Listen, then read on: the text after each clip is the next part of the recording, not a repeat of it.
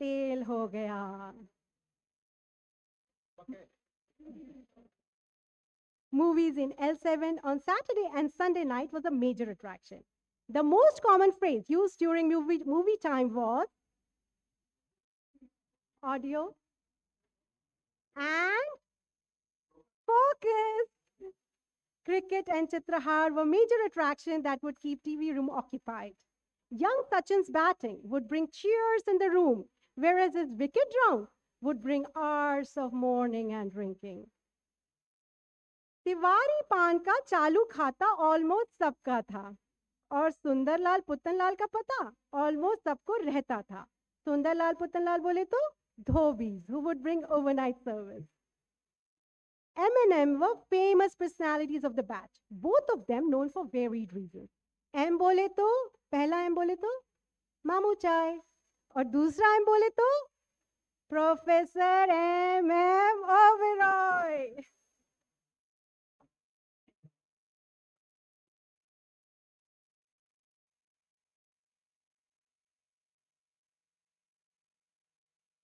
Sorry about that.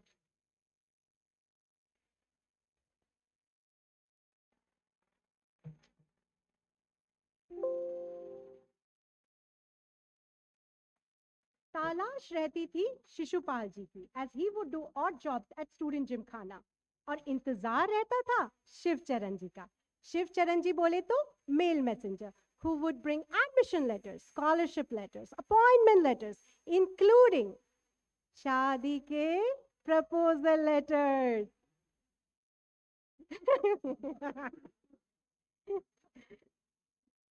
The brawl between Hall 2 and Hall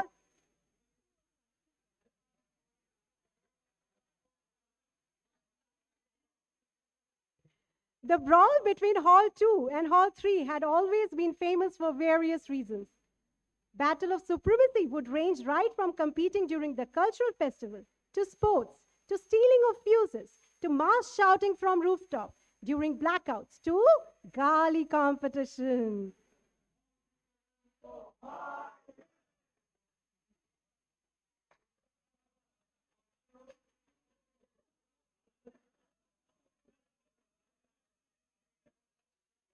It only reminds me of a famous quote by Atal Bihari Vajpayee ji. Kaurava कौन पांडव टेढ़ा सवाल है दोनों ओर फैला शकुनी का कूट जाल है. Ladies and gentlemen, this was an honored batch to see the famous personalities like Sam Petroda, Talat Aziz, Bhupendra Mitali, and Pinaz Misani visit the campus during their stay. An energetic batch to see Sunil Gavaskar hitting his 10,000 test run and Ravi Shastri being awarded Audi in the World Championship Cricket. A studious batch to still remember the electrifying lectures of Professor R.N. Biswas, Professor Usha Kumar, Professor Rabindra Singh, and Professor Goyal. An explorative batch to go to Lucknow for Spit Mackay and visit Bombay, Lonavala, Goa for the industrial tour. Goa, industrial tour, still an unsolved mystery.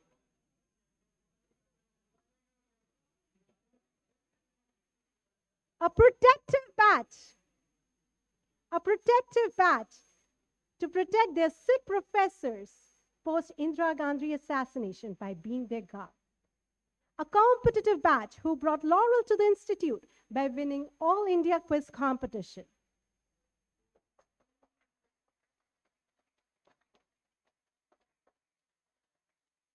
A trendy batch to organize first ever fashion show in Cultural Fest, which was named Manic Queen.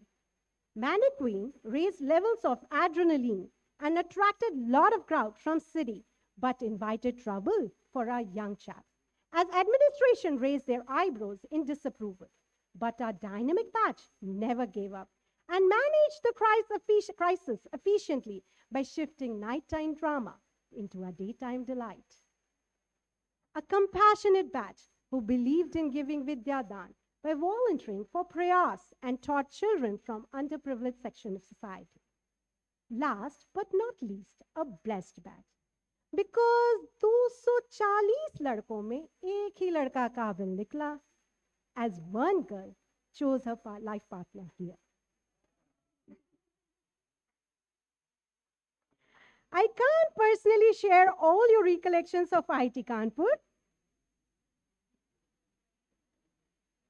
I can't personally share all your recollections of IIT Kanpur, but we talked with few of your classmates to try to get a closer look of the class of 1988 whose members have such nicknames. I request those who are present here today to kindly acknowledge by raising their hand. Kholu.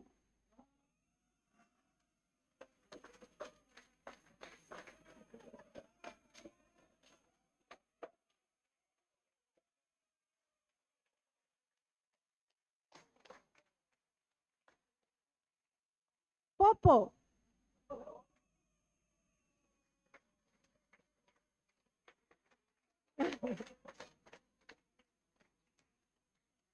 Chapa.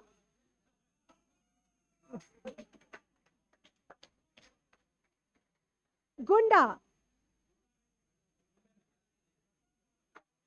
Lady Killer.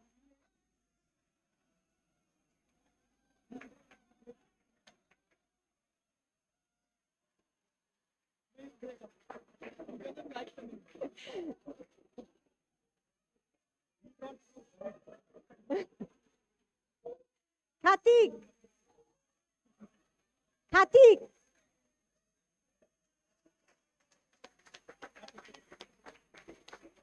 Baba.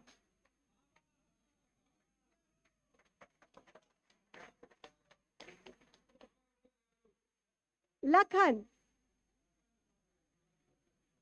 Just to name the few. This is all I have from Treasure of Memories of Class of 1988. This is all I have from Treasure of Memories of Class of 88. I hope I got my facts right. On this beautiful day, let's sort to remember to laugh, share fond memories, and make new memories that we can talk about in our next reunion. We are so pleased today that we gathered here today in person, something we cannot take it for granted anymore. Now, ladies and gentlemen, without taking any more of your precious time, I would like to invite Professor S. Ganesh, Director IIT Kanpur, to kindly address the gathering.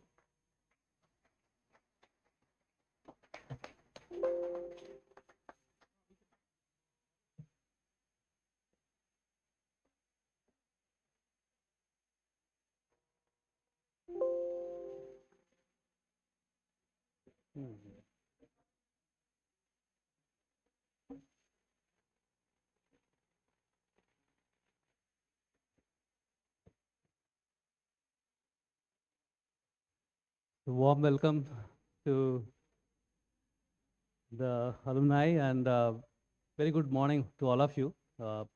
It's a wonderful day. I'm sure those who are living in the northern part of the country would have realized today is a very bright sunny day, especially for us.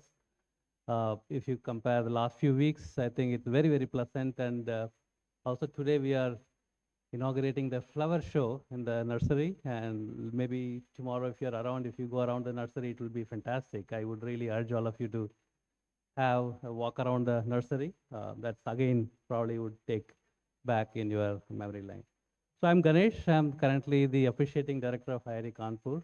I've been a faculty in the Department of Biological Sciences and Bioengineering since 2002, close to 22 years here on campus. I've been the head of the department, dean, research and development, deputy director, and currently holding the post of director until a regular director is appointed. So what I would do is give a small overview or brief overview about the institute as to what it is currently in terms of its academic research and other activities, and some immediate, sort of goals that we have set in. And we do have a 10-year plan. That is something that we have put together. That's also presented to the board. That is something that we can share if someone, any of you are interested in. But today I would sort of rather give an update on some of the major initiatives that we have taken and where we are in terms of our academic program, research, and outreach activities. All of us know IIT Kanpur. It's known for the computing, infrastructure as well as the training that we provide to the students, and that continues to be the tradition. And we do have now one of the supercomputers on campus that we call as Param Sanghanak. So that's something that was established about 4 or 5 years, and we are continue to add more such facility on campus. The other thing I'm sure all of you would have appreciated is that the campus, though there are many new buildings have come in, but it's only getting greener. I'm sure all would appreciate that the number of trees that we plant and grow within the campus has, gone up every year, and then it's getting only greener. In terms of the statistics, that's what it is. All of you, the area remains the same, but the faculty strength has grown close to 600. We have UG, PG students pretty much similar, like 4,000 is outdated. We have probably for 4,300 plus students, PG students, and we may soon, this coming July, August, we'll be touching around 10,000 students on campus. We have close to 200 postdocs, and extremely very, very proud about the alumni base that we have, 43,000 plus alumni that really make, brought in the name of IIT Kanpur. Thank you, all of you, for joining us on this reunion, and also the family members who accompanied the alumni. That's great. That's a kind of an extended family for us, and we are extremely, happy to host all of you. Just to give an idea about the academic units, we do have, of course, the engineering, science, humanities, but there are many new departments and initiatives that you can see. I mentioned about biological sciences and bioengineering. It's an old department now, 22 years. But then in recent years, we have added a couple of more departments like sustainable energy engineering and a full-fledged department of design in engineering. And in science, we have added earth science sometime back, about 10 years back. And then we have cognitive science as a new department. And then we have a department called space, planetary, astronomical sciences and engineering. In the humanities, we have a full-fledged economic science department. One of the, they do offer a BS program through the JE, is one of the very successful, undergraduate program of the institute. And again, the department has grown really well. And of course, we continue to have the interdisciplinary program. One of them, the photonic science and engineering, may become a department soon because that's being worked out. Some of the new academic initiative, one is the e-masters program that we launched about 2 years back. This is an online, completely online program for the upskilling of industry professionals. One could complete it in 1 year period, or they can face it the way they would like to do. Maybe go up to 4 years depending on their load and the time that is available. So these are some of the, so close to about 14 programs. We'll be adding 2 more programs to that. It depends on the industry needs. These are tailored to the industry needs, and we do have faculty and also many professor of faculties as well as visiting faculty from the industry who join us in offering some of these programs. And we already graduated 1 batch in the last year convocation. So we have close to about 600 plus students already enrolled in the current semester. So I would say that this is getting really a good reception amongst the working professional. Undergraduate, as you all know, IIT Kanpur continue to, evolve the academic program. Every 10 years, we bring in major restructuring, but every year there are a lot of minor restructuring happens. We do have minor, double major, and dual degree. We have brought in the credit system. Now a student can graduate even at the end of 3 years, because it is how many credits you earn plus the core courses that you can graduate earlier. It's not like you have to be here for 4 years, and they can take overload and complete even double major, major in 2 different disciplines, or they can go for a dual degree either in the parent department or any other department in the institute. We have also, introducing what is called as honors and interdepartmental degrees. So one of them is SCHEME program, that is to encourage social science, communication, humanities, economics, management. It's a kind of a mixed basket, but that's something that was sort of, thought about as one of the options that they can, students can consider.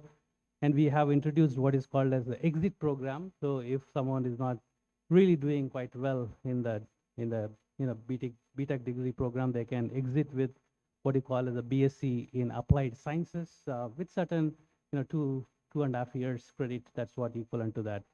And we also introduce what is called as, for the credits for entrepreneurial activities. Somebody is associated with a startup or went to the industry, learned something that you can consider as a credit, so that, the summer internship, either in the startup or in the industry, can be considered towards the credit requirement. There is a cap on that. Likewise for the MOOCs, like, you may have some online, courses that you can credit, uh, because some of the subjects you may be interested in, but we may not be offering that, offers that kind of a flexibility. That is something that we have introduced. Faculty, if you really look at it, you can see that over the years, in the last few years, the number of faculty, has increased strength. It is about 580. There are many who have retired as well. So the net intake is what I'm showing, but in the last 5 years, 4 years, probably about 240 faculty members have joined. That's the hire that we have done. You can see here 301 offers made and 207 faculty members joined. And just to assure you that the faculty profile has gone only better with time. It's not like we are hiring just anyone. And those we are offering, they are getting offered either in the top universities abroad or in the other world IIT or IIC. So that's the competition level. And of course, 60 plus percentage is the success rate. The others either do not consider returning back to the country or they choose some other IIT for their destination. So that's a summary. And of course, faculty have really contributed, and you can see that there are many recognitions that our faculty have received. Some of them you may already know. I would like to touch upon the last two, the recent awards. This is the Infosys Prize given to the faculty from within the country and outside for their outstanding contribution in one of the 5 different areas.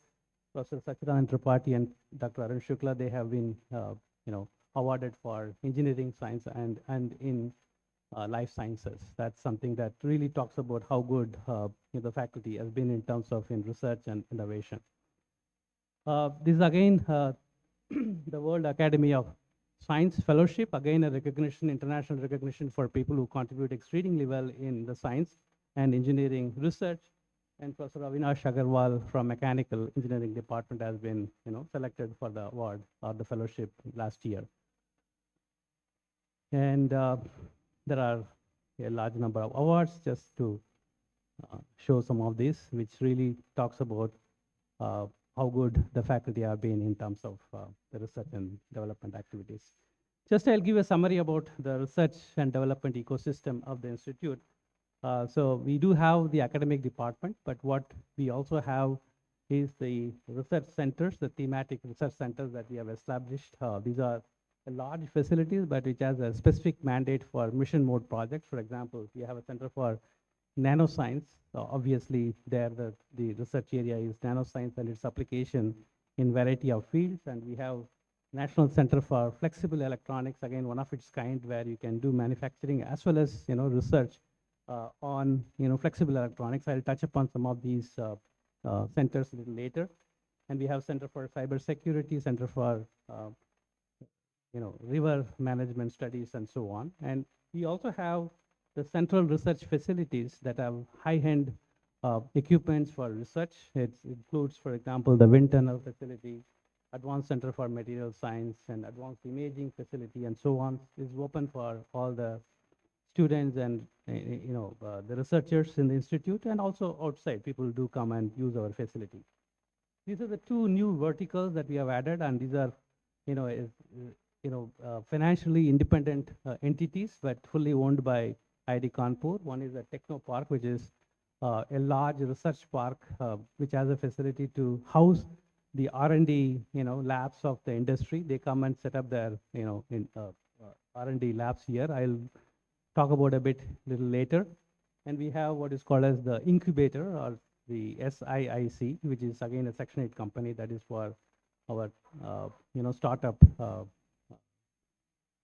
facility. So this is the what you call as the NIRF rankings. This is one of the ranking that is done, carried out by the Ministry of Education. Uh, in terms of in the innovation category, IIT Kanpur is ranked number 1. In overall, we are 5th. In the engineering, we are 4th. That's the current ranking in terms of, the NIRF ranking.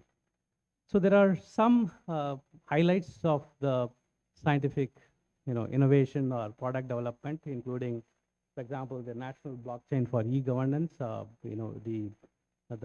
uh, the Prime Minister's grievance portal, that the entire platform was developed by IIT Kanpur. I'll talk about in the next slide.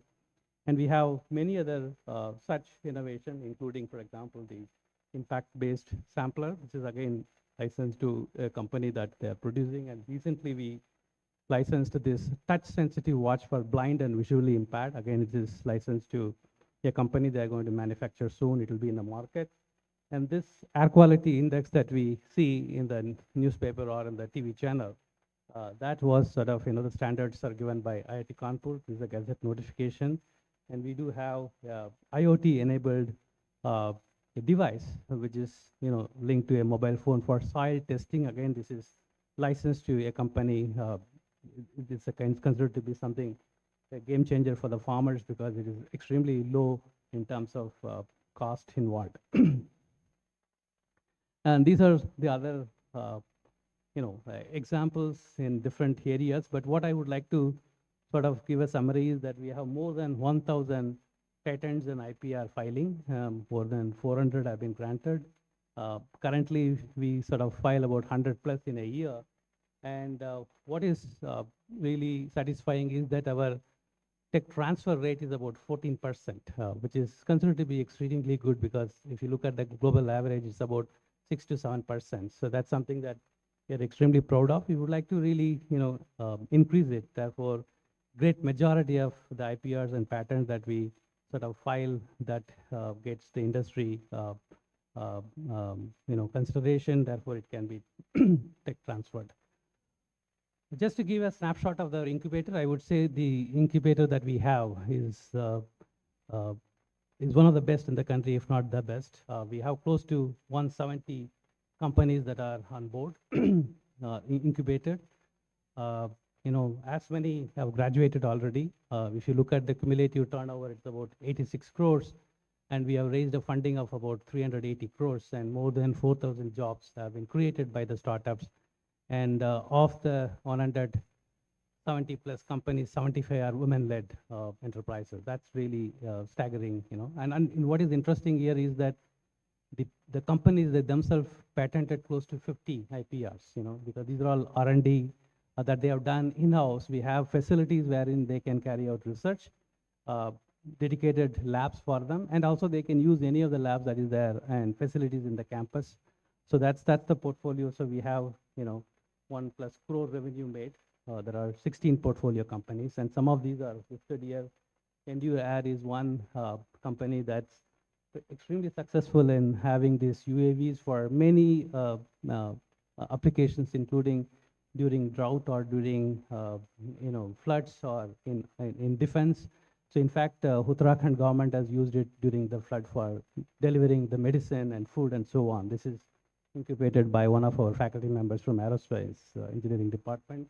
The Off-Grid is another company led by our students, and this has got recently huge investment from multinational companies. They are making a novel battery for EV application charging.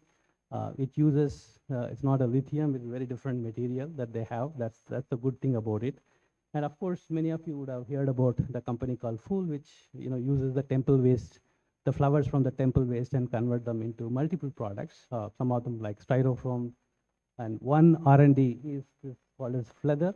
They've used a kind of a fermentation method to develop a vegan leather, which is as good as the traditional leather, but then of course it derived from the temple waste. So this is something that again a company that we are looking at as one of those that can become unicorn, couple of them that I listed. So these are some of the recognitions that the startups from IIT Kanpur has received, whether it is the highlighted in Forbes or any other, such kind of recognitions that you can see here.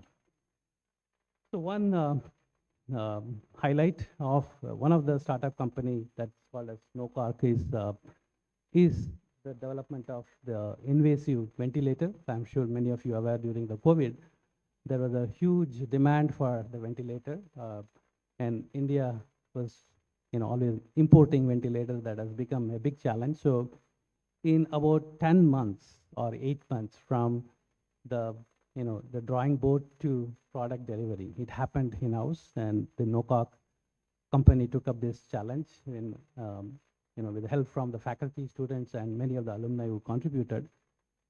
They developed and marketed this product, this ventilator that you see. We have more than 4,000 installations in the country, and even there is a book that spoke about how this whole thing happened, because it's very critical, because during the lockdown, to do something like this, where you have a very, very difficult supply chain constraints, to develop something in-house with the supply chain that is available within the country was the biggest challenge, and they could do. And now this company is exporting the ventilators abroad, and they also developed what is called as a pediatric ventilator. That's a very unique product, because normally what you have is an adult ventilator, but they also developed a pediatric ventilator for the kids. That is something really, really, something that we need to be very happy about. So these are some of the R&D centers that I just listed. So I'll give you a little more overview on them. One is the National Center for Nanosciences. It has several, as you can see that, nanoscience as the platform, it has several applications, right from, MEMS, micro cantilever sensors for, TB detection, to many other. In fact, the mask that many of you are aware of, Swassa mask, that has come from this company called eSpin. That's an offshoot of this particular center. Again, that's one of the product that you show. And we have this National Center for Flexible Electronics. Again, they have, you can see that they can print electronic circuit on a variety of substrates, including cloth and many other flexible substrate. That's their expertise. Again, there are large applications in defense and even in healthcare. Some of them are, again, licensed to companies. One is a wearable detection device for breast cancer. So that's, again, we have a facility for printing prototype. So that's what is unique about this facility. So we have a Center for Cybersecurity, again, one of the kind in the country, and for any cybersecurity related, challenges, the Government of India approaches our center. This is like a pretty much a think tank, as well as also troubleshooter.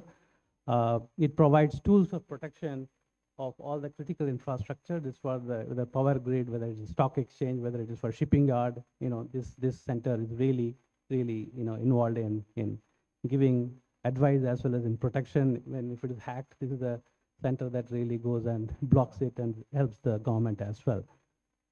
So last year, sometime in November, we inaugurated this particular facility, what you call as the Mehta Family Center for Engineering Medicine. This is a center which has a clear mandate of using engineering principle to address some of the healthcare needs.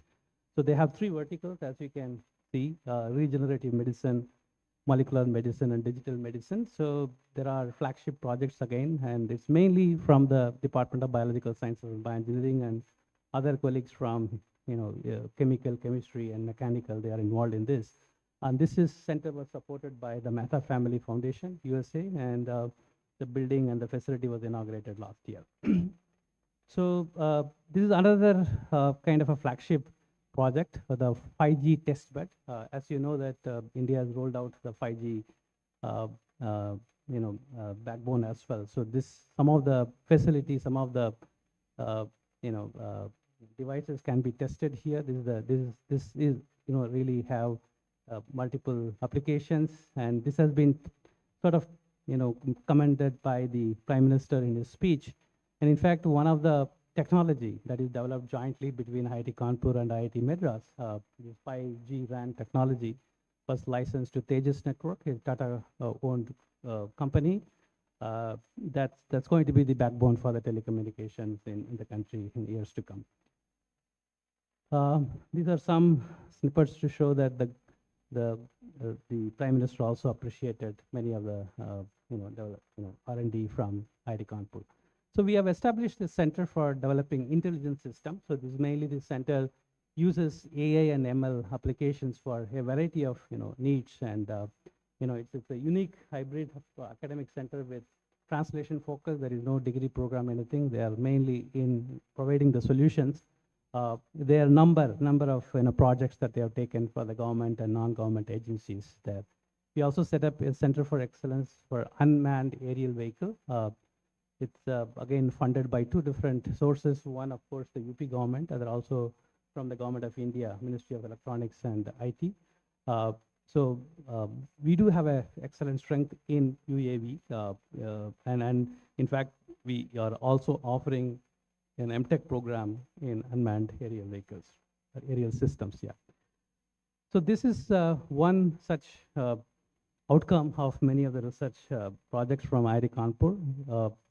I'm sure many of you are aware of centralized public grievance redressal and monitoring system, what you call a CP grams portal, monitored by the Prime Minister of India. So that's AI engine platform that is developed by IIT Kanpur. So it has a robust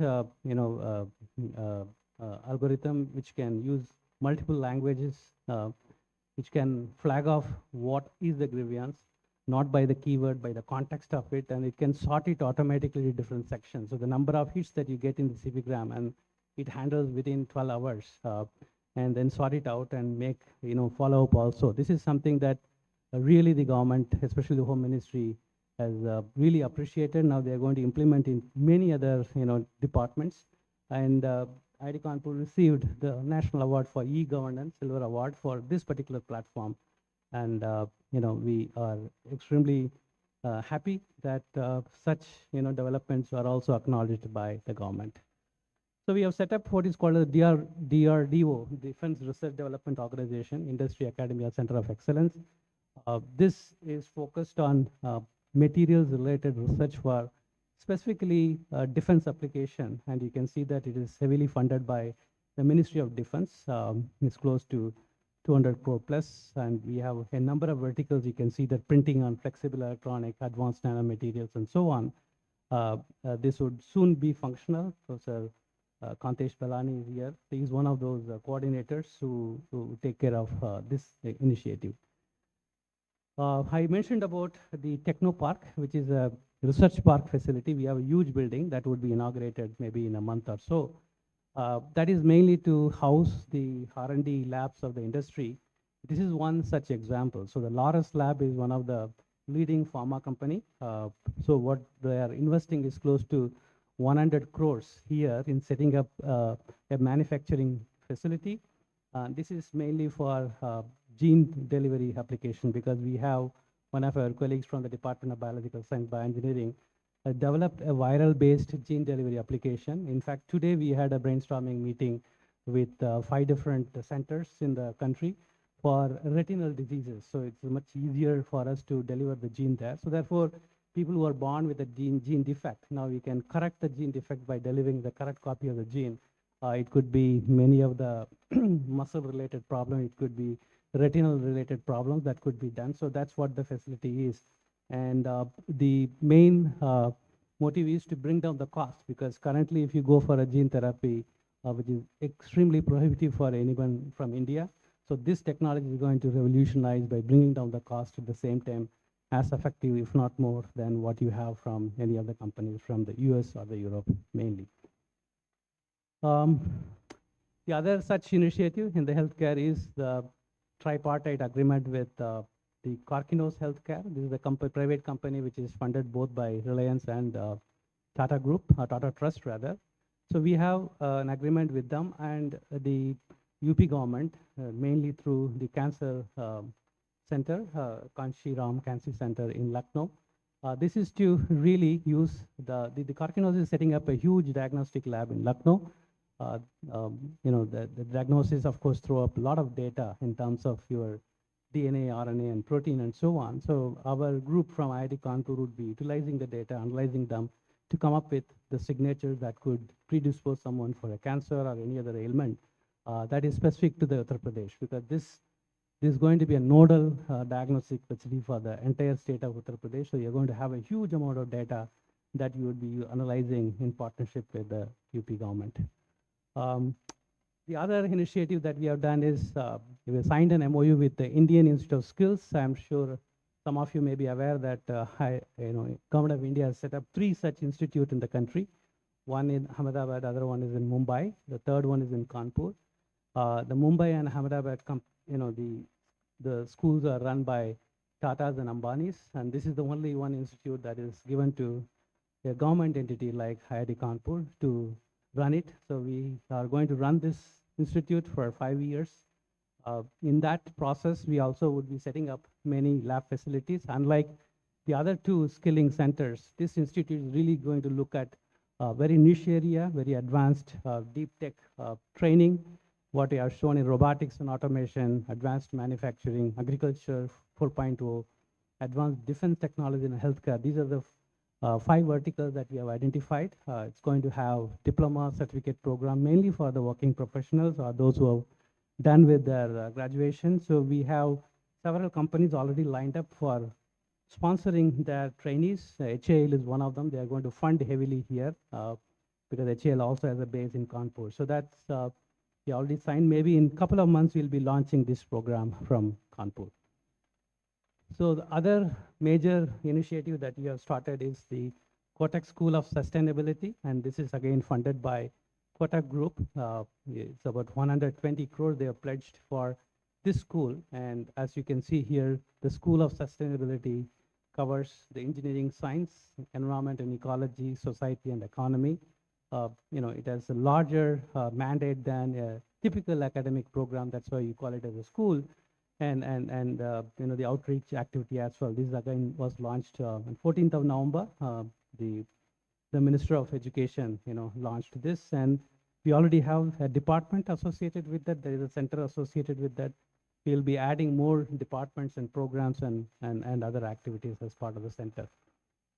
This school, of course, was possible, and many other such activities institute is possible because of a generous support and contribution in many different ways by our alumni. And for example, the Kotak School also is kind of a brainchild in a way, in a seed from Mr. Sudhakar Keshavan. So he funded a center called Chandrakanta Keshavan Center for Energy Policy and Climate Solution. This is part of the school now, and he also played a major role in setting the mandate of the school and securing funding and many other collaborations. So that we are very, very thankful to all of you. Many of you contributed in many different ways. The other such center is the Shivani Center. This is mainly is to give what you call a soft landing for the students who enter our undergraduate program, after training, getting their training in vernacular languages. So that's something that we are also developing textbook and others in different languages they can understand, and then they can take off. Otherwise it becomes a shock for them. And we are very, very grateful to Mr. Muktesh Pant, who sort of conceived the idea and also set up the center by giving funding.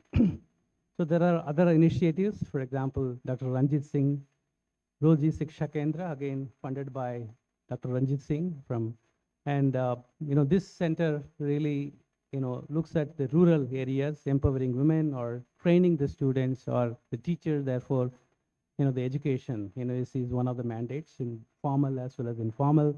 And we have the Jeet Bindra Unit Operations Lab, again funded by Mr. Jagdeep Singh Bindra. Recently, we have set up what is called a Jaipur Non-Invasive Brain Simulation Lab as part of the cognitive science program, and also the Jaipur Reading Room in the library.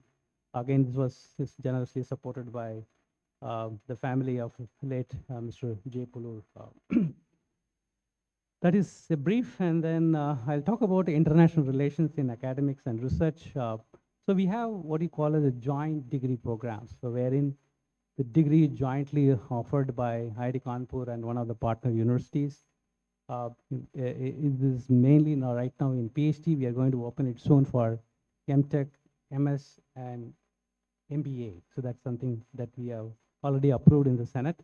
So we have it with one of the leading Taiwanese university called National Chiao Tung University. This is mainly in semiconductors and electronics. And we have with the New York University, the Tandon School, and we have with La Trobe University and Melbourne University, and we have with the NUS. There are, as you see, that there are 14 such programs. Uh, these are all, again, in niche areas. It's not that every area is open for every university. Therefore, there is not that we are competing against each other. And we have an academy with La Trobe University in certain areas, for example, smart cities and health. We probably have close to about 90 to 100 such students who are having the joint PhD degree program. Many have graduated. In fact, one of them joined here back as a faculty as well. So we have other such engagements in terms of joint supervision, but degrees awarded only by IIT Kanpur. And there are other programs that support. And these are just to give you an idea as to what are the engagements, either with La Trobe or Rice University and so on. Infrastructure, I'm sure those who have had the morning walk, you would have seen, or when you walk around the campus, you will see that there are many new buildings that have come in as compared to what it was when you were here as a student or when you visited in any other capacity. So we have really, expanded because the number of students have increased, the faculty has increased, research areas multiplied, new departments. So there is a need, and we have really, expanded the infrastructure. So right now we have what is called a Diamond Jubilee Academic Complex. This is the largest building in the campus, and we have added many new buildings, Engineering Science Building 1, 2, 3, and so on. And of course, we have apartments that also have come in. I can show you in the next slide. Like, for example, these are all for the faculty and hostels, and some of them are facility. For example, this is a research complex where we would be housing many of the center of excellence like DRDO cell and so on. This is Techno Park, where the industry would set up their R&D labs. The Loris lab is setting up. In fact, they have taken one floor, complete one floor for setting up their facility. And we have this faculty building annexee that is coming up and so on. There are many more projects that are lined up to take care of the future needs of the country. So we have set up what is called as IIT Kanpur Development Foundation, IITK-DF, a Section 8 company, which is mainly mandated to take care of the alumni relations and as well as in the fundraising activities. And we were, many of you already have interacted with the team. We have a fantastic board. Also, again, thanks to the alumni, Dr. BVR Mohan Reddy, Rajiv Ranjan, and Rajiv Swarup. They are all alumni who have been a part of this board and really helped us, making this entity as to what it is today and setting up the mandate and bring in more in professionalism. And we have Mr. Kapil Kaul, is the CEO of this foundation, and this pretty much run through the Office of Dean Research Resources and Alumni. And many of you would be in touch with him for this reunion, and that's something that we brought in a change in regard to how we engage with alumni and also in our fundraising activity. This is just to show how our fundraising has been in the recent past. Like you can see that in the last 5 years, last year, 22-23, we raised close to 120 crores.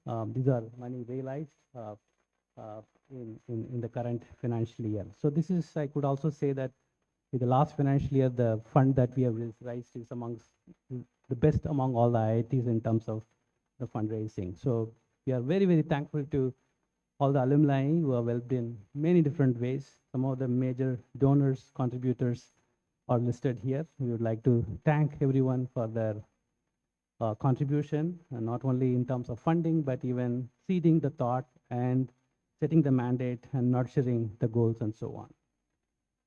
So we have held alumni engagement when we visit the US and Australia, Singapore, and so on. So these are some of the pictures that talks about the reunion that happened in the last 1 year. One is in Sydney, other one is in San Francisco, and so on. So these are reunions on campus. The year 22-23, you can see the number of reunions, and that's all because of the break after the COVID.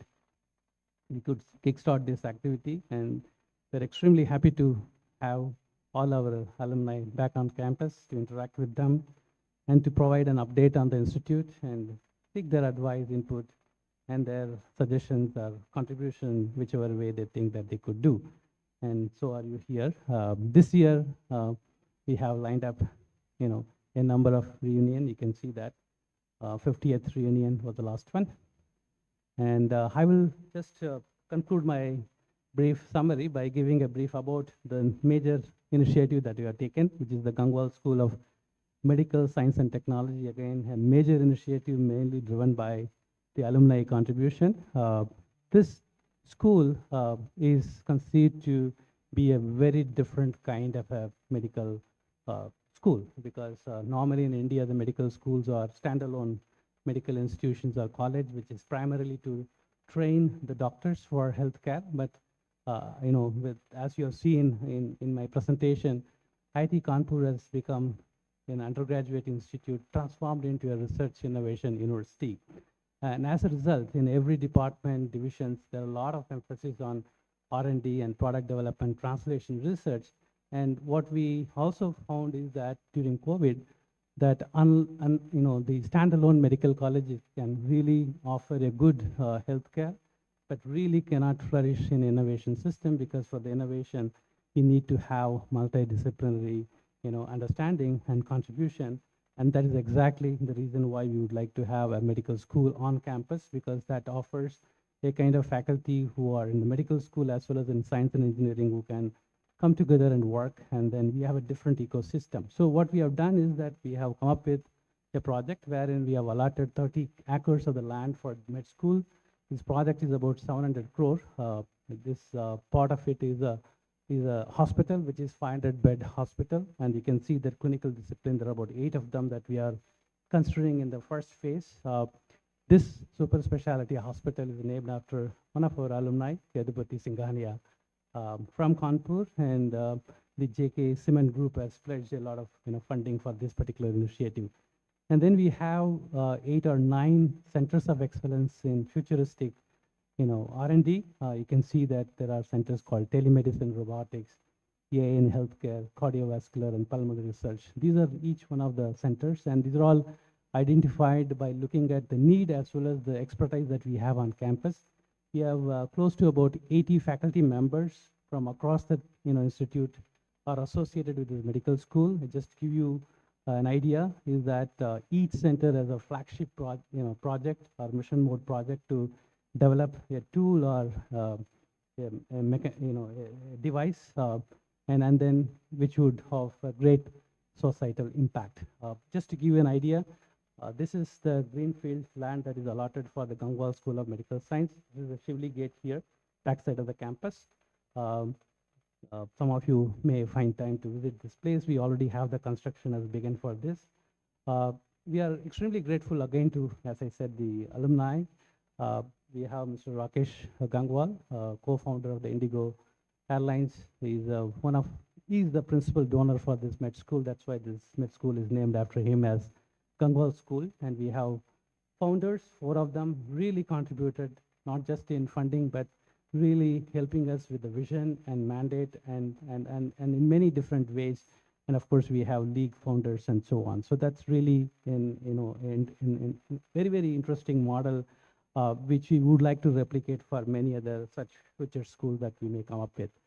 One of the flagship project I will touch upon here, this is coming from the Center of Excellence of Cardiovascular Research. This is called as what you call as a artificial heart, right? The chief mentor for this project is Dr. Devi Shetty. In fact, he has written an article about this particular project, proposed the center and their mandate. The idea is that if you really look at India, like it's the estimated is about some 17 to 20,000 kids die because of the heart failure. They could be saved if you can put with implant an LVAD device, or what you call as artificial heart device. But the biggest challenge is the cost of such device. It's close to about 1.5 crores each device cost. So we took up this challenge to develop a device which is as good or better than the one that exists in the market, but offer it under 20 lakhs. That's the whole idea. And extremely, happy to say that we have a prototype that is doing exceedingly well. So we may soon go for the animal trial.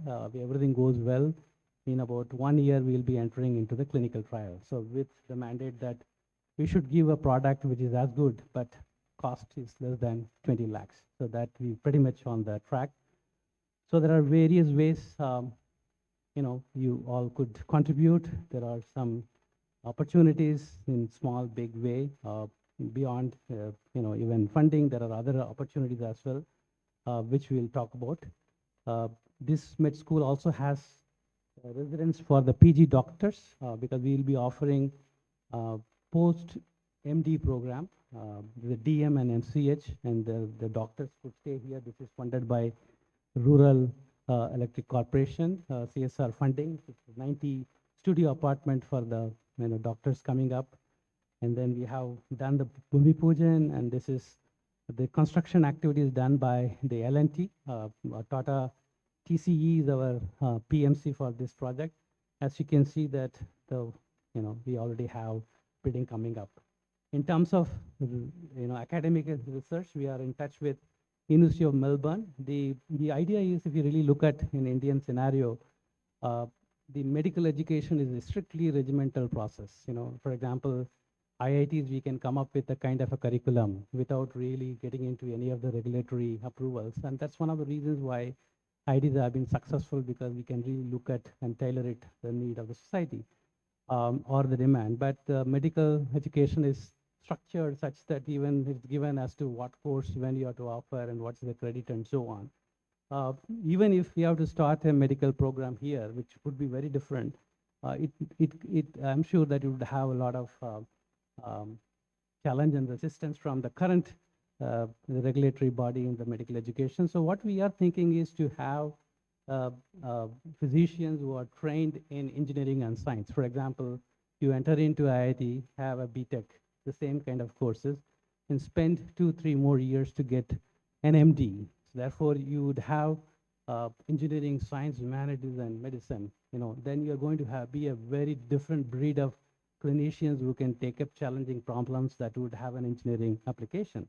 So that's something that we are in discussion with University of Melbourne. They have a pathway program. So our idea is that we'll have a program here. They will go to University of Melbourne for 2 more years and earn an MD. This is in discussion. And of course, we have many other MOUs exchanged with other universities for research and so on. The goal, just I'll talk about, this is just the next couple of years, although I've said 2025, which is not far away, is to increase the faculty strength to 650, because this is extremely important. If you really want to be in the forefront of research, it's not only what you do, but the impact and in terms of IPR and translations, even the strength matters. Otherwise, you'll not be recognized. And complete the expansion of the academic infrastructure. Many of the projects we already taken up. And we also need residential accommodation for both students and faculty and staff. And of course, we have these 2 schools that we have to see that it's up and running, because the Gangwal school, the hospital, is accepted to be completed by September, October next year. So, and then of course, we think of horizontal growth, new schools, for example, School of Entrepreneurship is something that we are discussing. School of Data Science is something that we are discussing. School of AI and application we are thinking. So there are some proposals already in line. And of course, the challenge has been funding for the infrastructure, because the ministry, in the last 5 years have reduced the funding. They no longer give grant to the institute for its infrastructure growth. They pretty much give money for taking care of your salary, fellowship, and the pensions. That's it. The rest we have to earn ourselves. From our earning, we have to fund, the program. The way they do is to give us a loan for, any of the amount that you are asking, subject to we showing a roadmap that we can repay with our earning. So in a way, what it does is that we are repaying in about 10 years, like just the way any of us will take a home loan. That's how we do for any of the new building that you have seen. So we have taken a loan of 600 crores already, and another 400 crores we have applied has been sanctioned So in a year, we have expected to repay about 100 crores from our earning. So one, we don't have funding from the ministry. Second, our earnings go back in the loan repayment. So therefore, there is a challenge. That's why, one of the reasons that we have put in this Section 8 company, IITK DF, is also to raise funding. Therefore, we can be competitive and be a global leader. That's the challenge, and that's an opportunity as well. So resource generation, variety of things, whether it's infrastructure, whether it is scholarships, awards, travel grants. Again, faculty, with the 23 IITs, many ICERs, and many other even private university, which pay pretty well nowadays. We are going to really have a tough competition for hiring faculty. So we have to give them good higher seed grant and fellowship to attract the best mind here. Therefore, there's a funding that's requirements, and then there are many other involvements. I really reach out to all of you. If you are willing and there are opportunities, we could consider many of you as a visiting faculty. You could come stay for a week or two, interact with students, offer courses. And also we have what is called the professor of practice. This is for those experts in the industry to become professors here, adjunct faculty.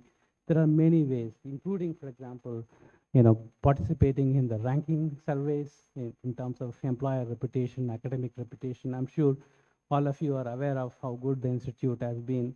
You'll be able to rank it fairly in compared to any other institute in the country and abroad. So that would really bring in a lot more visibility and involvement. And that's kind of a brief summary.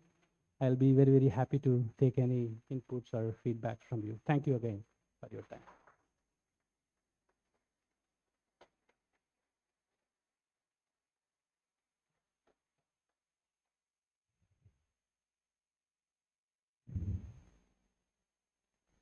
Yeah, please.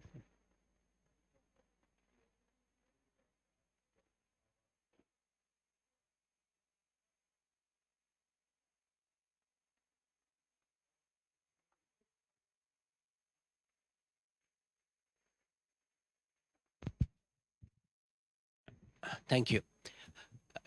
Commonly within India, IITs have been traditionally known more for their undergraduate programs. So it's good that and heartening to see that the focus is shifting more towards research.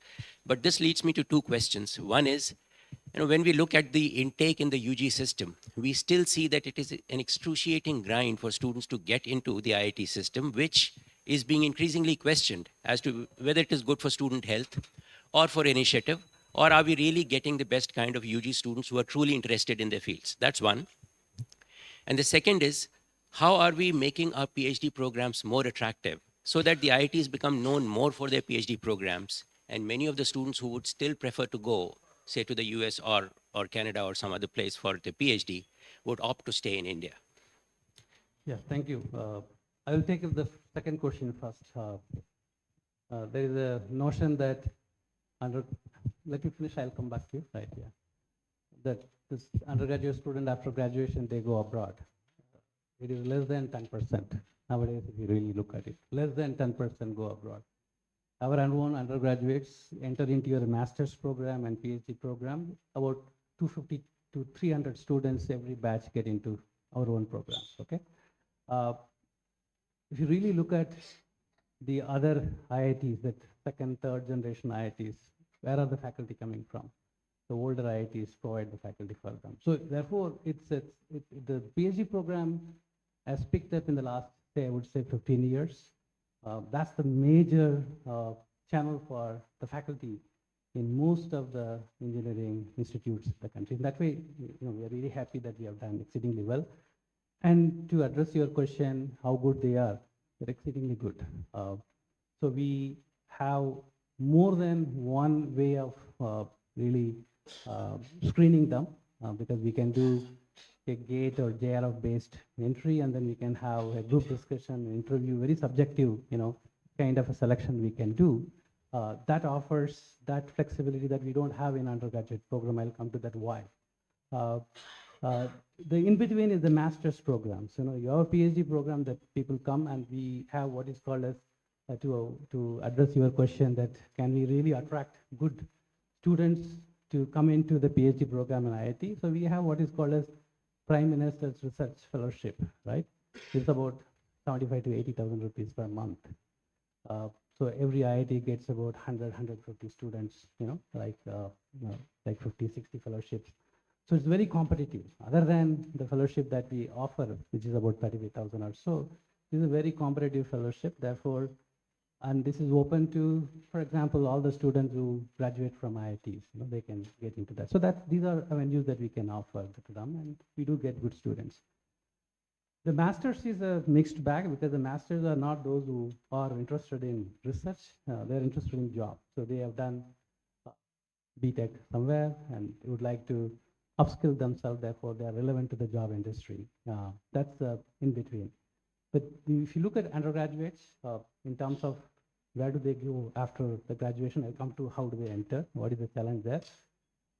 If you really see that, as I said, 70% of them go to industry jobs within the country, right? About 10, 15% who go abroad, either for higher studies or whatever it is. So that's the thing, and a large section of these students enter into the startups as well. That is again very, very heartening to note, because we also enabled what is called as deferred placement. If someone after graduation interested in trying out in a startup, what we support them is a monthly fellowship for them to take up that startup activity, stay there for 2 years if they want. And at the end of 2 years, if they feel that is not taking off, they can come back and sit for placement and get placed. In fact, these students who go for this kind of a placement and come back, they are better placed than the fresh students, as you know that they have more exposure than other students. So in that way, we encourage many such activities. But the biggest challenge, as you're saying, is the entry, right? The challenge is because there's a central portal, all 23 IITs, and of course, triple ITs and ITs, we have the 2 levels of screening. One is the mains, the other one is advanced, all objective type. Is that's what makes it challenging, because it's all objective type, because you cannot go to descriptive. The moment you go to descriptive type, evaluation that was there, sometime back, if you get in there, you're going to have a huge challenge in terms of, because the aspirations of the students, aspirations of the parents have increased tremendously. The pressure that you are talking about is not because of IIT, it is because of the family. It's not IIT. We are not putting any pressure on any of the students who are in class 9, 10, 11, 12, right? We don't.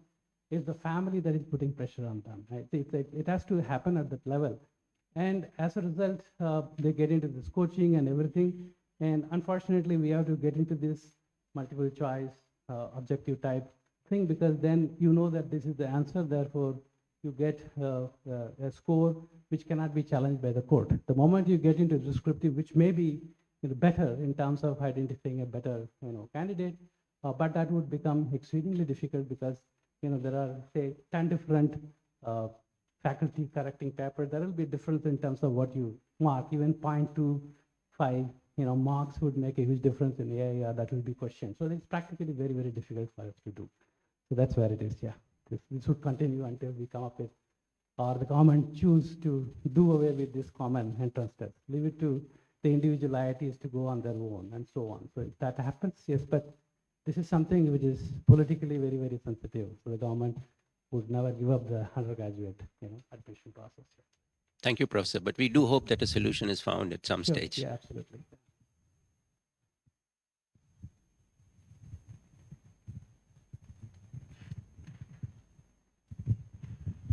Good afternoon, sir.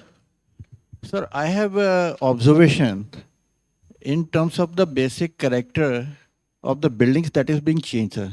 IIT Kanpur had a basic character, but now what we are observing is that all kind of material are being used as a facade, which is changing the basic character of the IIT Kanpur. So that is my observation, sir. Like, can you give an example? I mean, as I said, that all kind of materials are being used as a facade. Yeah, I do agree. The construction technology is changing. You have to get a, what is it, Graha rating, a star rating, and many other things. And at the same time, you have to keep your construction cost low. So how do you really, arrive at a possible way of doing? But one thing we are very uh, careful about is the the the the building, how they look. I can see that the brick color is something a common theme. Majority of the building, if not most, would have this pattern that is sort of consistent model for most of the building, including the med school that I have shown you, the graphic that would have that has kind of a architectural element. Yeah.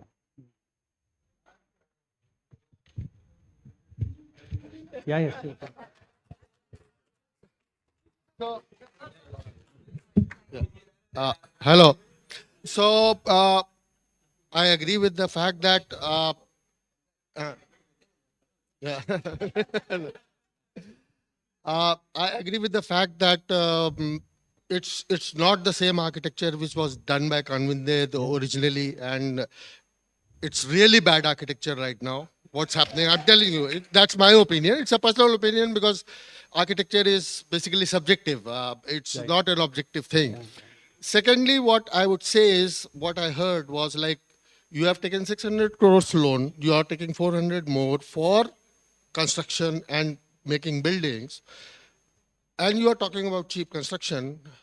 I would say that with my 35 years experience in India, we spend at least 10 to 15% more on because of bad design and bad construction. So is the institute interested in saving that 5 to 10% minimum through value engineering, plus giving a better structural safety Yeah. in by after reducing the cost, because that's a major cost for you. So if you out of 1,000 crores, if you are able to save 10%, that is 100 crore rupees. I agree.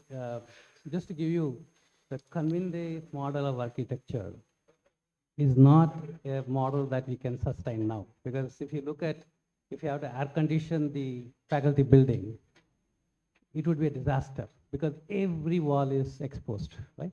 So therefore, as you evolve, there has to be a change. That's something that I fully agree with you, that we have to really look at the structural aspect as well as the architectural design aspect to make it more energy efficient and make it much better in terms of safety, at the same time keep the cost low.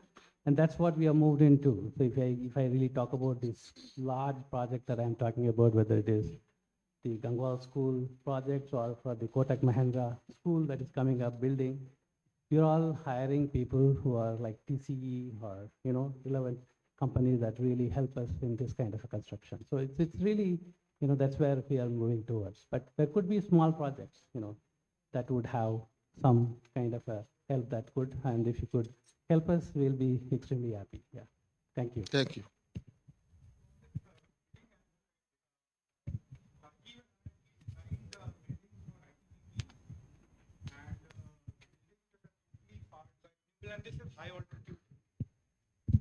All these buildings are on Indio-China border, starting from North Ladakh, right from DBO, just Daulat Beg Uldi, 32 buildings there, and then all the top peaks of Himachal and basically Uttarakhand. And what we did was we did a hybrid renewable of wind. Of course, wind wouldn't have a great potential here, wind, solar, and geothermal. And these are all net zero kind of buildings because there's no energy available there. So there are a lot of possibilities. The problem with TC and kind of people is they will talk about everything. But, and probably solar anyway, I don't think you need their expertise on that. You No, probably I'm are not, much better on that. But I don't know, because vertical, geothermal and all those things are also feasible. Yeah. So we, if you really look at the campus in terms of, I think close to 15 to 20% of the energy we generate through our solar. It's a huge installation. And see, from the passive cooling perspective, Yeah. you can actually make much better buildings. So what we did there in most of these buildings was we use a lot of insulation because there's a lot of insulation available. Got it. But I'll discuss Yeah, this we'll with talk you. step- Yeah, right. There are challenges in Kanpur, know- I'll tell you, in terms of, yeah. Since we are talking about buildings, so what Nishit and Pankaj said, that's obviously very hi-fi. But from my from my perspective. The first thing when I entered into the new building was this massive stench of coming from the two bathrooms. It's like mind-boggling that we are spending 600 crores or a few hundred crores. Why can't you do something about it? Sure, yeah, we'll look at it, yeah.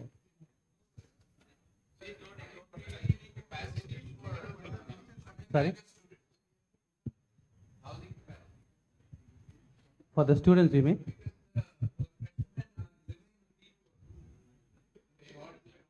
So let me give you an idea about it. So we have right now our seating capacity is about 7,000.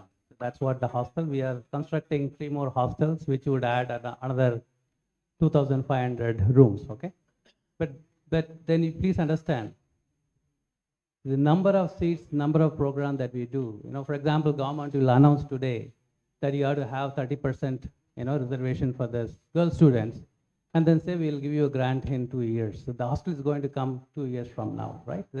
But nobody can say that we will not accept students, right? But we have to have that model, and to therefore it takes time, for you to get a grant and construct the hostel. So that goes hand in hand. But as I said, our target is about 12,000 rooms that would be available in about 1.5 years to 2 years. We'll have, yeah. That would take care of the needs. Yeah. Hey guys, can we raise our hands, please? Yeah, please stand. Yeah. Actually, one interesting thing which I wanted to share today. Yesterday in the dinner, during the dinner, there was a juice corner where a small girl, not small, a teenager, was talking to me in fluent English, but she was dressed as a bearer. So I asked, hearing her English, I asked her, "Are you a student?" She said yes. Then which stream? She said hotel management. So I didn't find your hotel management in your presentation. That's why I'm asking, is hotel management also a stream that is being taught? Yeah, she may be a student of a Institute of Hotel Management, but she works here. Yeah. Not, we don't offer any program. Okay. And There are many trainees. And doctor, actually, when we were students, we did not have life sciences and biological sciences in the IITs. So after its incorporation in the curriculum, do you have any will a student get BTech degree after passing out from IIT? Yes, yeah. Well, there are two different aspects. One is, of course, we offer Life 101 to all the undergraduate students, regardless of the stream that they enter. And we have a BTech program in biological sciences and bioengineering. It's an additional program, right, which they can major. Yeah, that's also there. And we have minor programs in tissue engineering, which other students from other stream can take. So there are a variety of models they can, come in there. Thank you so much. Sir, so I noticed that alumni, excuse me, here. I noticed. So, sir, I noticed that in your list of people, in the list of people who made contributions, there were certainly very distinguished folks, but almost all the contributions were monetary contributions.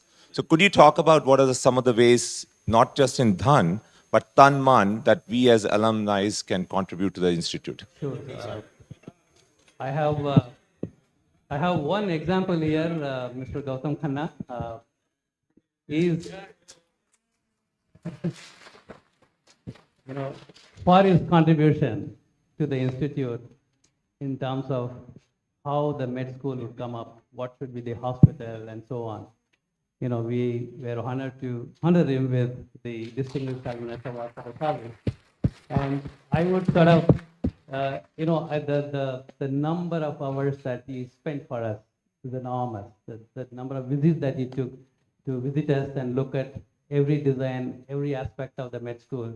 I'm extremely thankful to him for it, and I would request him to sort of, give a kind of brief on how some of you can really contribute. It's not mandatory, but it's out of this fit also.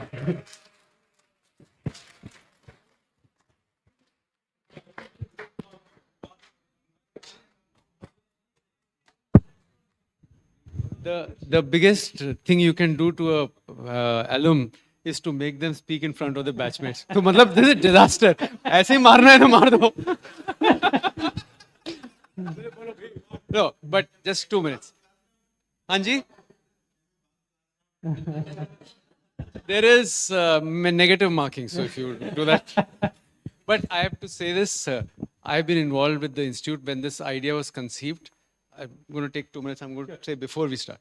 When Dr. Karandikar took over, and we met him in Bombay, some of us met him in Bombay, and he mentioned about this, and I thought to myself, ki kuch bhi means naya director, naya visionary is not going to happen. Then I told him, I said, we'll see. And I, how we say some things. He said, okay, if you need help, call. How did I know that he will call? So he called. So anyway, so that idea and the team has worked, so including the design, including the consultant. And what I believe is, I am here not because mujhe aata hai, but it is because I am the only person in the intersection of IIT and hospital. So majburi, there is only one person.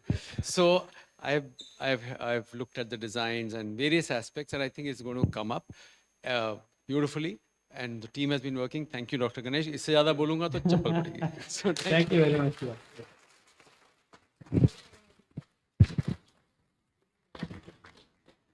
So just one very short comment on, see, whenever we'll go to these hostels, we'll obviously, as students, we feel very bad of the living conditions for the students now. So new infra will come, but what is possible to do very quickly is probably do a new national competition award kind of a thing for smart furniture for the existing rooms, how they can be made ergonomically possible. And because in architecture, this award thing is a big thing. Right. So for just a small award, you can get very smart ideas. Absolutely. Thank you very much for the suggestion. Yeah, please.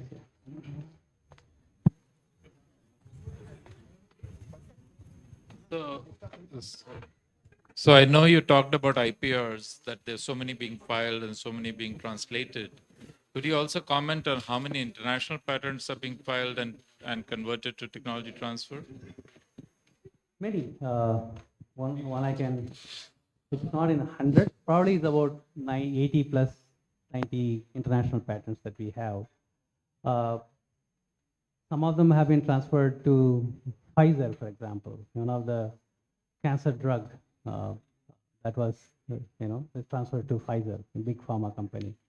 There are companies, like for example, even I'm talking about the EV battery thing. That's also a multinational Israeli company. It's taken over. Yeah. There are many. Yeah.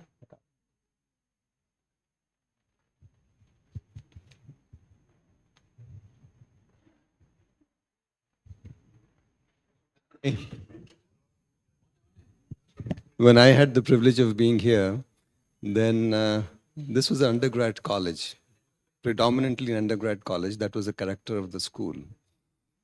And we were known for two things: the difficulty of getting in and the ease of success after getting out. Yeah. So, and the ranking was based upon how difficult it was to get in. So in my time, the top rankers used to come to Kanpur. And of course, the best of jobs were also, and career opportunities were also at Kanpur. But now that you're morphing into a center of excellence, if somebody asks me that the college that you graduated from, what are the 2-3 things that they're leading in globally, then what would you say? Because I see a lot of work happening. But at the same time, I do see that maybe the focus is not so much on certain particular aspects. Maybe if we were known for that we are the best in AI in India, or maybe in Asia, or something like that. So if somebody asks me that today, your alma mater, what are 2-3 areas where we see a lot of promise and future?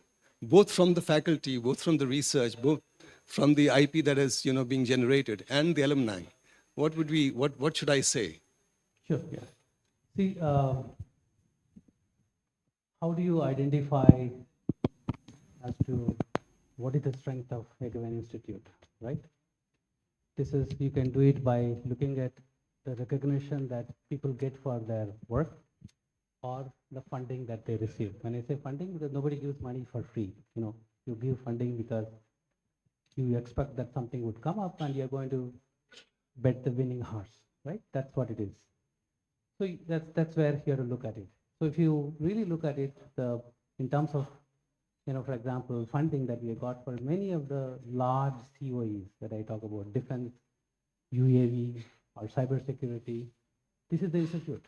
And if you talk about cybersecurity, blockchain, this is the institute in the country. Any problem, anywhere in national infrastructure, there are, right from the mobile phone, right? Any new model that is introduced in the country, that is tested here, right? So the Home Ministry is, I can't reveal many of the defense things that we do, right?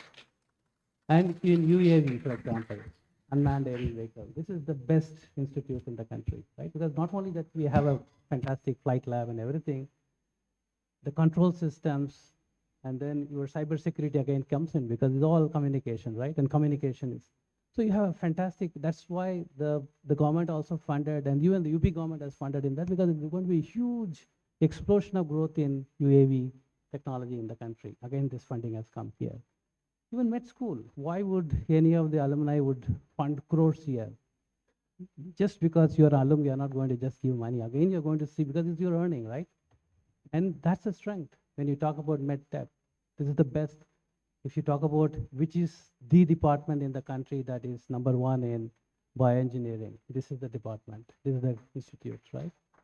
And I'm talking about even recognition when you talk about Infosys and so on. This is, globally you compete. And I can talk about, there are many other such, competitive fellowship that I'm talking about, where the funding comes from. You have to internationally, you have to compete. There are many here. So there are niche areas that we do well. But, it's not a college, it's a university, right? So you may be, good in certain things, but you also want to bring in something that is a niche area that is extremely important for other departments to do well. So why should we, forget about humanities and social science? Is it not important? It's equally important. We are looking at to graduate that into your school, where you can, liberal arts school, where you can offer a bachelor's program. We are going to come up with even master's programs there too. Design, is another thing we have started here. So fine arts we have, because that's extremely important element when it comes to design aspect, right? Because it's this is an evolving field, and it also depends on how the environment change, what are the needs. Like, for example, e-masters, who thought about it in 2019, online program? Nobody would have thought about. COVID changed. You can do education online, and that has really, so it's evolving thing. And if you really talk about ranking, so there are many departments in the top 100 in the world. If you even take a US ranking, right? And you can ask, it's only top 100, why not top 50? The way they rank is very different. You ask for international faculty, you ask for international students. You're not going to get in JEE subsidized education where you pay some pittance, you get an education for the international students. It's not going to happen, because this is completely funded by the government. It's not going to happen. So the ranking would remain low, because you're not going to perform there well. You're not going to have 40%, 50% international students. You're not going to have 40%, 50% international faculty, right? You're not going to have it. So therefore, that would not really make a huge difference unless you change the ranking philosophy. Ranking philosophy is, can in any of the top leading institutes in the, number 1, number 5, whatever it is, any from rural India can straight away get into the undergraduate program, even if they struggle in English? No, but you can do here, right? And all these economically backward and all these reservations, other things, you can talk about, but all these are uplifting. You're making a huge difference in the society. Who gives weightage for that? Nobody, right? So that's, yeah.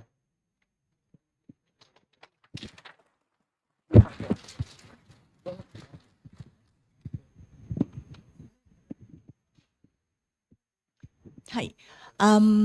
Many Japanese companies would like to offer internship opportunities for students. It would be great if you could tell me who I should contact. Sure, that would be fantastic. We have our, Kapil and, Dean Source is the contact person, but then we have a separate placement office also, but, right now they would be able to connect you with the relevant people, yeah. And we have several such programs with Japan. For example, last year, 40 students from here also went to Japan, Tokyo University of Tokyo, and then likewise we have students visiting IIT Kanpur as well. So we have a fantastic, cooperation with Japan.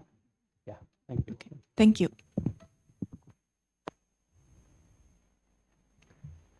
Thank you very much, Fatia.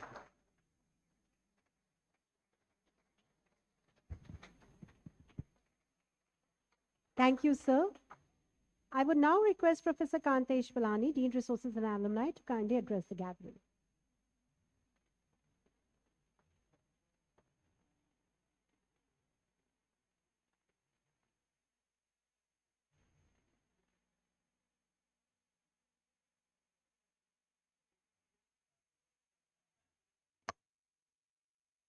Yes, good afternoon, everyone, and welcome back to campus. It's very heartening to welcome you for your 35th year of reunion at IIT Kanpur. Again, we express a very sincere gratitude for your continued patronage, support, contributions. Many of them are monetary, many of them are also non-monetary. Your time, your experience, it also counts a lot. And you have supported multiple such initiatives for students, faculty, community welfare, even 88 class fund, and supporting multiple activities, including scholarships, fellowships, faculty chairs, even for COVID relief fund and multiple others. Really express a sincere gratitude for the same. Recently, we celebrated 64th Foundation Day, and we could honor 4 Institute Fellows and 12 Distinguished Alumnus Awardee. And also we have Distinguished Service Awardee Gautam Khanna ji right here, and also 2 Young Alumnus Awardees and 2 Satyendra K. Dubey Memorial Awardees. So really nice of that to see that. And typically that is preceded by a cultural fest called Antarang. So that has become a norm. It started from last to last year. So this is our second episode of this program. And we are now very active in terms of alumni engagement. You might be getting more number of emails now. So we have some program called Alma Connect, where we allow initiating certain connections, and I'll talk about that. And we also have multiple reunions. So there were flurry of reunions after COVID because we were also trying to make up. So last year there were 15 reunions, and this year 9 reunions are actually planned. So this is the 6th one. 2 more I think are expected. After this is the 7th one. And multiple such initiatives are taken by the batches, like 1965 batch, PPCEC, Khadim Diwan building, outreach building, and also faculty lounge. And recently now we are coming up with a 1970 gym upgradation and expansion plan, which is going ahead. These are the reunions for this particular year. So this is the 7th one, and we have 2 more yet to come. And this is the image fresh from the oven. So today morning, you could see that we had a badminton event today morning. So it's nice to see people. Something about IIT Converge. So it's an initiative to encourage somewhat engagement between the donors and the recipient, because many times when donor gives, they would like to see what has happened. And we have started connecting them. And really, let me see, it is very, I think, heartening to see, when I see these conversations, it is really, I get very emotional. And many times I have tears in my eyes, because that's how grateful they feel about the donor, and they also want to give back. So that's a connection we have initiated. We also have to engage the oncoming batch. So we have also started interacting with the incoming batch, because tomorrow they will become alumni. So that also way we have recently initiated this particular interaction. We also have mentorship programs, and we have started slowly, but slowly we will also reach you to give your time as well as your tutelage. You can talk about how to live life, what courses to take, and so on in a mentorship program. So currently we have 75 alumni, and we will reach you slowly, but we are, I think, going steadily on this. This Alma Connect, that also is a platform to let us benefit from your experience, to tell again students and also to get the professional knowledge back to students how to go ahead, either maybe it's incubating a company or going ahead in life. The multiple challenges, which was also highlighted, that currently now we have to take a loan whenever we want to construct something. And we have new departments which have come up. So there are multiple aspirational needs to visit conferences. Students also need to explore a little bit more in terms of tweaking the hands, and tweaking something about engineering and all. So that way we require good support, also very good financial support. And again, because of the payment obligations, the money which was coming in for us to give it to students, faculty, which is no more available by repaying the loan. So we again request you to come back and maybe support in whatever possible way you can. And there are multiple opportunities available for either supporting infrastructure or helping with the welfare, research, student scholarship, faculty scholarships, and many other things. And as rightly said, your time is also very important. You're also at a very nice, I think you have a very good advantage of being at a position which is full of so much of experience. So please also connect us. If you think you can point us in the right direction for either CSR funding or engaging with multiple firms or any other particular area where you think you can actually help us, please, we are more than welcome to take your support, and hold hands and take it further together. Again, the system has become much more transparent now. So you will see that there was some sort of ironing also in terms of whatever money is coming in, it is now available on a single platform, which will allow you to access what the progress has been, what is the money spent. So each and every rupee is counted. So each rupee what you donate is actually accounted for. And we have now worked through everything in this particular process is available at your single click of button. So that is again very important part which is developed as a project management system. In terms of infrastructure, yes, there are multiple such initiatives which are supported. Also, you can see the squash court, also by class of 1988. So there is again one of the contributions by class of 1988. Thanks a lot for that. Gangwal School is, I think, also one of the very important projects of IIT Kanpur. And there are multiple avenues available to, again, help us, lead us in multiple aspects. And also Gautam Khanna ji also already has been very much actively involved. But we have very good, I think, support team also available in terms of taking research. And it will make a global impact. In terms of the funding opportunities, again, we have either specialty hospital beds, either beds or super specialty wards available. Academic research programs, housing blocks, there are multiple centers of excellence, so where you can come in and support us. In terms of student housing, that is the main pain area for IIT Kanpur. As someone already pointed out that we have currently seating of around 7,200 to 7,500, whereas student strength is around 9,500. And though multiple halls are being planned, they will come, I think, in a period of 2 years or so, that will cater to 2,000 students more. But that is again a very pain area, and we are really looking for taking it, making it, I think so hall 14 may come up very soon with a capacity of 750, and other halls will come sometime sooner, 1.5 to 2 years. In terms of other initiatives, there are multiple new departments which have come up.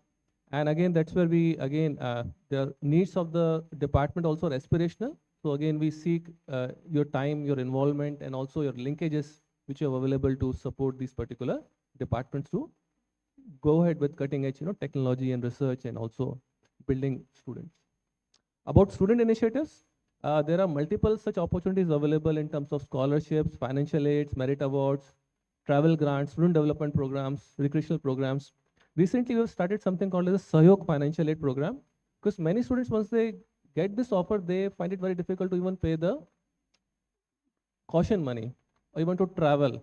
So initial settlement also, settling down also becomes very, I think, troublesome for them in terms of money. And there are multiple others, even in terms of what scholarships they have, they really value it a lot. So those things also are available in case someone wants to come forward and take up that particular cause. For attracting good faculty also, we require multiple such again support in terms of enticing young faculty to join, also supporting new faculty to come here, and young faculty to keep continuing a good research. Faculty chairs to also recognize their excellence in some sense. So there are multiple such things available, and the numbers are still very less. So we again seek your support in that direction.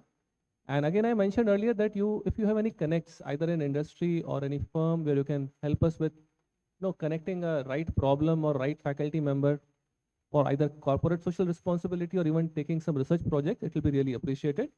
So we have Mr. Rajat who will be able to connect us out there. So Rajat ji is sitting right there. There are also avenues available for planned gift. It means if you want to leave something in your will, either as a stock or a cash or a retirement, that also can be worked out. So if you have anything in mind, please, let us know, because all the donations will also be completely tax-free. So you'll get tax benefit out of that as well, either in India or as well as in US. So these are also, I think, deductions which are available for any tax you give it to IIT Kanpur. We also do not shy away from recognizing our donors. So we have a wide list of donors who are also recognized through Kritagya magazine. And this will again come up. This is the last version, and we have a new version which will come up soon for the same. And again, this is the team. So I think I keep getting good vibes that you are feeling very welcome. And this is all possible because of a very good team what we have. Full of 35 people. So these are the people who are behind the scene, but they really make it work. We have team from Development Foundation in Dora, around 35 people. And at the last, I would thank really the batch coordinators, Nishit ji and Shikha ji.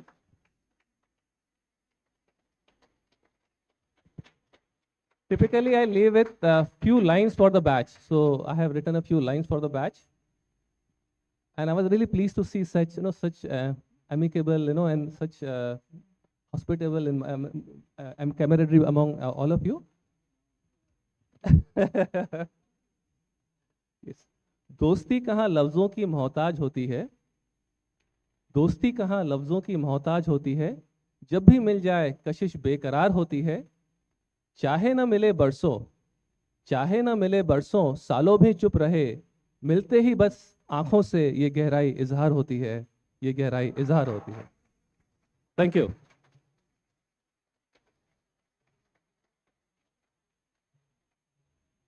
Thank you. Thank you, sir.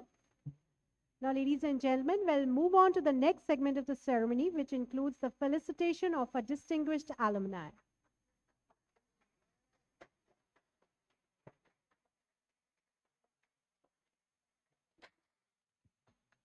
The Distinguished Alumnus Award is the highest award given by IIT Kanpur to its alumni in recognition of their outstanding achievements. It's a pleasure to felicitate past DA awardees of the class of 1988 for their outstanding contributions. I would request Professor S. Ganesh to kindly come up on stage and felicitate. Requesting Mr. Subrata Mitra, DA recipient of the year 2020, to kindly come up on stage.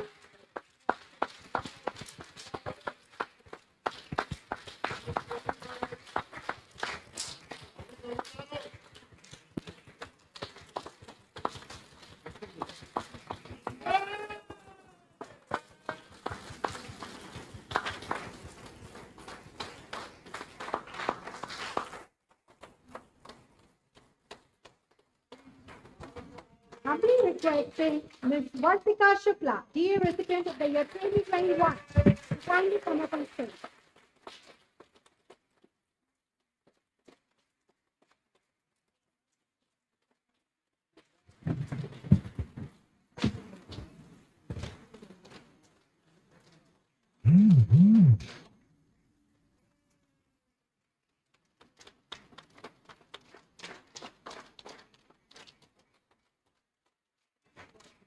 Requesting Mr. Gautam Khanna, DSA recipient of the year 2023, to kindly come up on stage.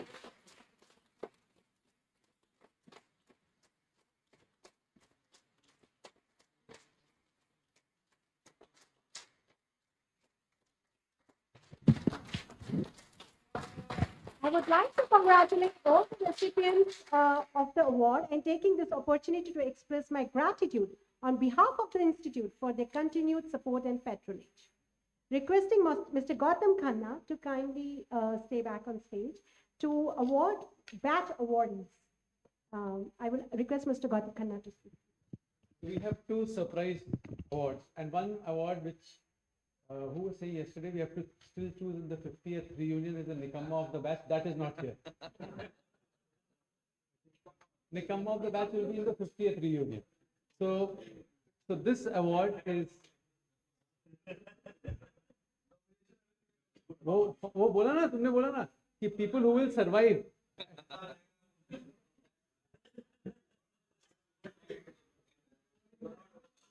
So that award we are not giving now.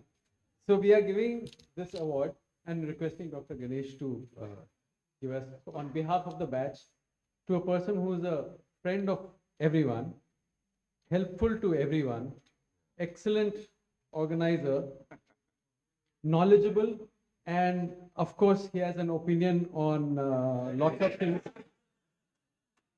And I have to read out a little bit about his contribution. We also know him as the holder of Nishipedia.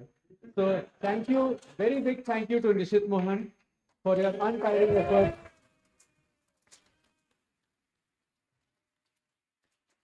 In holding us together in a timeless bond.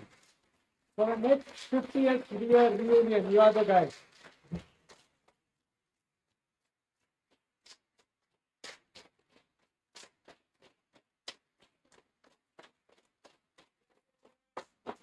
Thank you.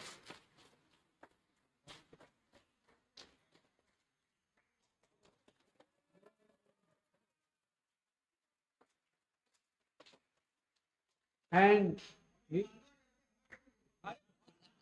अरे बताया नहीं यार इसको हमने बताना नहीं. You better take it. हाँ.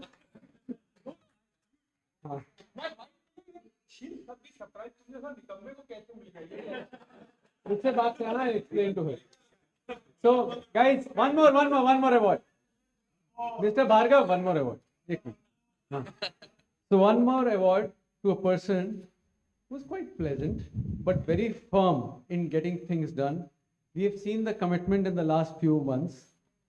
Excellent skills of what we thought, but we came to know it was HR, IT, etc. But we also saw skills in dancing yesterday. So managed to reach the batchmates who didn't even exist in the horizon. If she's got the data, our dearest Shikha. So she's the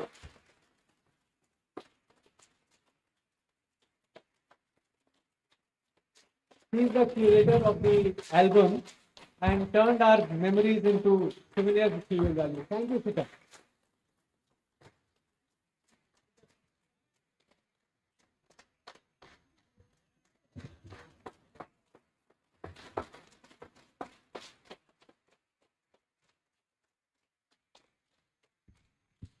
Thank you to all the awardees, to the recipients of all the awards. Now I request, ladies and gentlemen, as we have come to an end of the ceremony, I would now request Mr. Kapil Kaur, CEO of ITK Development Foundation, to kindly come and deliver.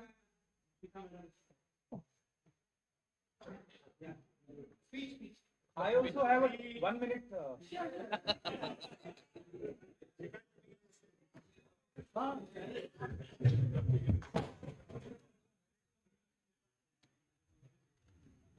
I tried dancing yesterday, but speech may not be good at. Okay, so I, on behalf of the album team, am here to launch the AV. And it was a contribution by Anurag, Gautam, Himanshu Chakravarti, Prakash Mohan, Manaswi, Preeti, Samir, SK Jain. Sorry, SK Jain, yes. And not only these, but each one here, I'm sure nudged somebody or the other to send the inputs. And yesterday, Rishi called it labor of love. And actually, it's been a labor of love because we collected then, now, pictures and pictures of families, kids, some have grandkids, and also write-ups. And while we were compiling it, it took us, we kind of traversed the journey along with you all. So it's indeed a labor of love. Was it easy? We had challenges. Challenges because many of you had your kids, studying somewhere else and waited for Diwali or New Year or Christmas to come back and click those pictures. Some spouses, some kids were very camera shy. So in some pictures, you will find them missing also. But one big challenge, which was quite, common was that people were very shy, very humble to give their write-ups. They did not want to talk about their achievements. And that was very common with all of us here. And then I thought that this is what IITians are all about. You know, they are so grounded. The same Hawaii Chappal, Chola, cycle people do not want to talk about their achievements. So I have plugged some places, the awards and rewards recognitions that I found, but in many they are missing. So very, very humble write-ups are there. So this is a 15-minute AV that we'll play. And post that, we'll be sending out a PDF, and it is password protected. For privacy concerns, there's a lot of personal information in this album. So we would like you not to forward it. It's a password protected though. And also, as I play the AV, we'll start with remembering our 4 batchmates who we lost. So please do maintain silence for that period.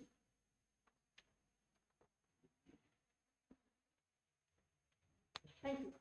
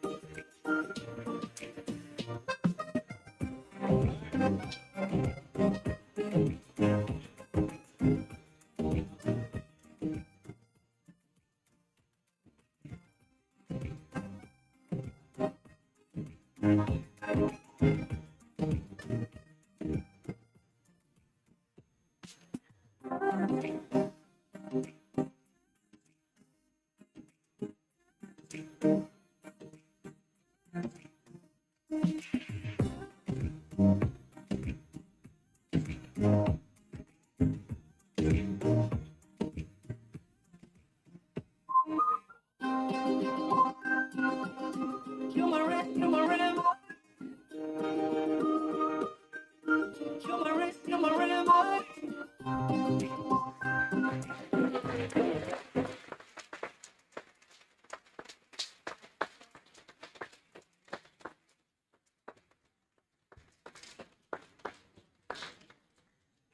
Thank you, ma'am, for giving such an engaging video, such a beautiful collection of photographs, and all the hard work that you have. Now I would request Mr. Kapil Kaul, CEO, ITK Development Foundation, to kindly come and deliver vote of thanks. Sorry, Mr. Nishi, you want to? I just wanted a minute.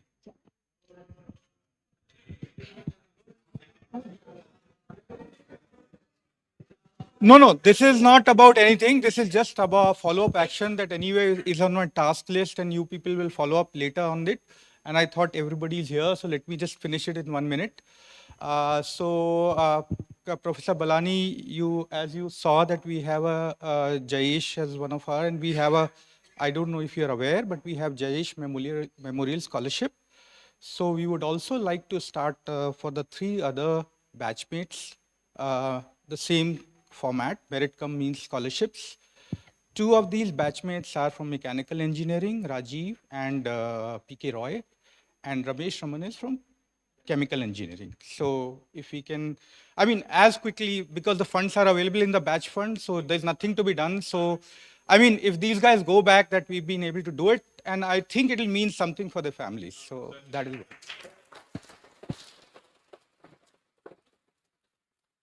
He's also there. पता नहीं है वो हाँ. Then there is another thing, which is that since you mentioned, so there is another one that we had a interaction with couple. We had him present. He was kind enough to take some time, where whatever he'll present now. But let's not preempt it. Oh, you're not presenting. Okay. So the other one, which basically, so one is, of course, we understand that people come from extremely poor backgrounds, and whenever at the JE time, we hear these stories because media peps it up. And we definitely want to do something as a batch. We are not able to find the contact details because those details would be with the JE counseling team. And we, every year, when we ever hear, we try to talk to them, but we have never been able to do. So the other, say the one that you have, fund, that is another thing where we would like to do, how we are able to do as a format so that institutionally people know that this is available. Because IT can administer it better, we can't, right? But funding we can make sure.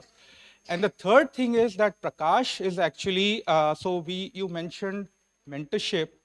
So Prakash is interested in having basically sponsor a student, not only sponsor. So it's actually tan and man dhan tino.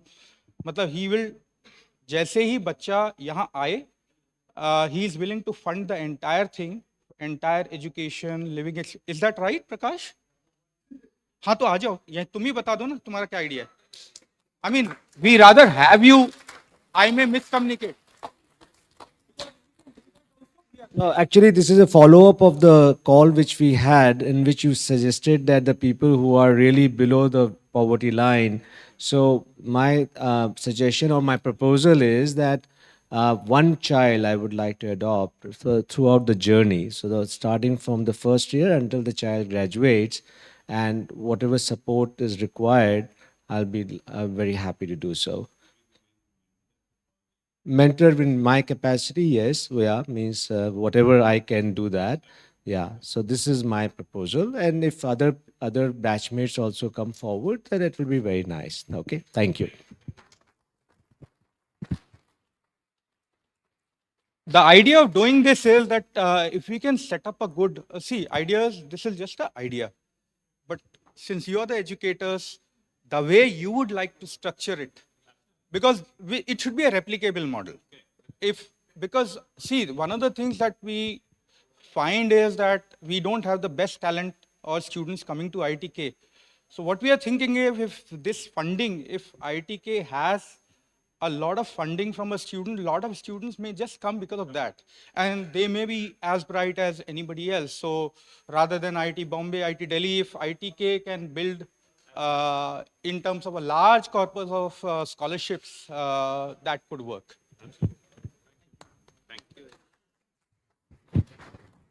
Thank you, sir.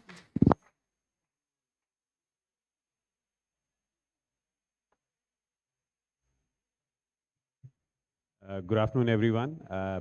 So let me, before I get into the business of thanking all of you, I was made a request while I was entering this room that I need to make an ask, which I usually don't. So suggestion that I got, each one of you should be contributing $25,000 on this reunion to the Institute Fund. So I am making that ask on behalf of your batch.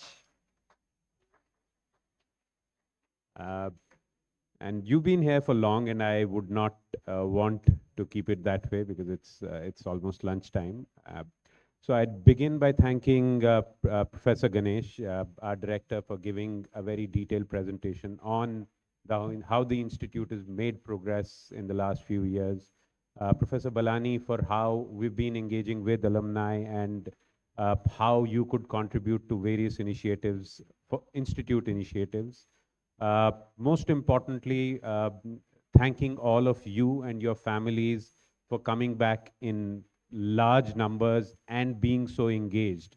So that means a lot to us in terms of your batch leaders, Nishit and Shikha, for taking the efforts, collecting, making the yearbook. It's just phenomenal. It takes a lot of effort. We know that. And lastly, I would like to thank my team at both IITK DF and DORA for ensuring, for bringing you all back to campus and making all the arrangements and ensuring that you're having a good time here. You just come in yesterday, you still have 2 more days to go. So I hope you have a good time, and anything that we can do from our end to make your stay better here, and we'd be happy to do that. Please feel free to reach out to us. Thank you. Thank you very much. Thanks. I think we'll assemble for the batch photograph outside now.